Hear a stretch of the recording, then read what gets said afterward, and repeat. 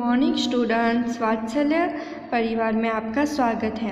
आज मैं आपको कक्षा 5 में हिंदी में एकम 13 स्वच्छता के बारे में पठन करवाऊंगी।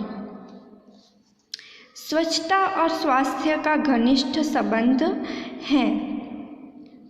स्वच्छता के अभाव में गंदगी फैलती है।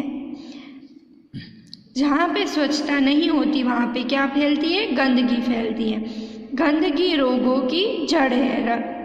यदि हम स्वच्छता संबंधी सतर्कता रखें और उचित स्थान पर ही कूड़ा डालें तो स्वच्छ जगत सुंदर जगत का निर्माण कर सकते हैं, साथ ही स्वस्थ भी रह सकते हैं। अब हम पाठ की शुरुआत करेंगे। एक दिन अजय ने मोहन को अपने जन्मदिन पर बुलाया। मोहन ने उसे उपहार में देने के लिए कहानियों की एक पुस्तक खरीदी। उसे रंगीन कागज़ में लपेटा और अजय के घर चल पड़ा। जैसे ही मोहन अजय की गली में पहुंचा, उसके ऊपर केले का एक छिलका आ गिरा। क्या हुआ कि मोहन उसकी गली में जा रहा था और उसके ऊपर केले का छिलका गिरा। मोहन ने क्या कहा? छी छी, कितनी बुरी आदत है सड़क पर छिलका फेंकना। मोहन ने मन में सोचा। उसने छिलका उठाया और इधर उधर देखा। कुछ दूरी पर उसे एक कूड़ादान दिखाई दिया। उसने छिलका उसमें डाल दिया।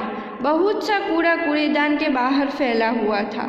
वहाँ मक्खियाँ भिनक रही थी और चारों ओर गंदगी फैली हुई थी।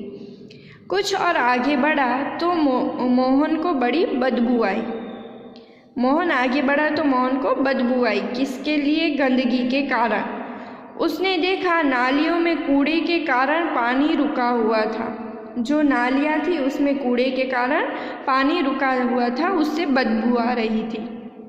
उसी पानी से बदबू आ रही थी। मोहन नाक पर रुमाल रखे अजय के घर पहुंचा। वहाँ अजय के और भी कई मित्र आए थे। अजय ने मोहन को अपनी माँ और पिताजी से मिलाया। अजय की दादी जो बीमार थी, मोहन उनसे भी मिला। मेज पर खाने की चीज़ें रखी थी। मेज यानी टेबल। टेबल पर खाने की जो चीज़ें थी वह रखी थी, जिन पर बार बार मक्खियाँ आ जाती थी। जो टेबल पर खाने की चीज़ें थी वहाँ पे मक्खियाँ आ जाती थी। मोहन ने अजय से कहा, अजय, तुम्हारे मोहल्ले में इतनी गंदगी क्यों है? क्या नगर पालिका इसे साफ नहीं कराती? अजय की माताजी ने कहा, बेटा, नगर पालिका की गाड़ी आया करती हैं। जगह जगह कूड़ेदान भी हैं, पर कुछ लोग उनमें कूड़ा नहीं डालते। वे कूड़ा सड़क पर ही फेंक देते हैं, इसीलिए सफाई नहीं रहती। दूसरे दिन पाठशाला में मोहन ने अपने अध्यापक को यह बात बताई। अध्यापक यानी टीचर, शिक्षक ने कहा, अध्यापक ने कहा, तुम ठीक कहते हो मोहन, गंदगी बहुत से रोगों की जड़ है। गंदगी के कारण बहुत से रोग होते हैं। नगर पालिका का काम नगर को स्वच्छ रखना तो है, पर हमें भी नगर पालिका की सहायता करनी चाहिए। चलो एक दिन हम सब अजय के मोहल्ले में चले और स्वयं सफाई का काम प्रारंभ करें। रविवार के दिन सभी अजय के मोहल्ले में गए। सबके हाथ में एक एक कटोरी और झाड़ू थे। एक एक टोकरी और झाड़ू थे। सड़क पर झाड़ू लगाकर उन्होंने कूड़ा इकट्ठा किया, नालियों की सफाई की और पानी का रास्ता बनाया। उनमें मक्खी मच्छर मारने वाली दवा डाली। कूड़ेदान पर ढक्कन रखा। मोहल्ले में रहने वाले सभी लोग बाहर निकल आए और उन्हें देखने लगे। बच्चों में बहुत उत्साह था। देखते ही देखते पूरा मोहल्ला स्वच्छ हो गया। अध्यापक ने लोगों को समझाया कि वे घर का कूड़ा कूड़ेदान में ही डालें। वे घर के आसपास सफाई रखें, क्योंकि गंदगी से रोग फैलते हैं।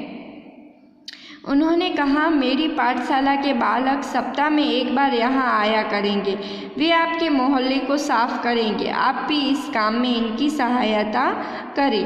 एक व्यक्ति ने आगे बढ़कर कहा, नहीं नहीं, इन बच्चों को आने की कोई आवश्यकता नहीं।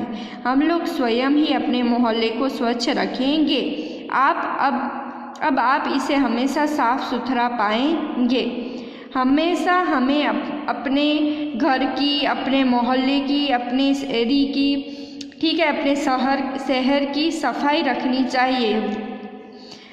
जहाँ तहाँ कूड़ा फेंकना नहीं चाहिए।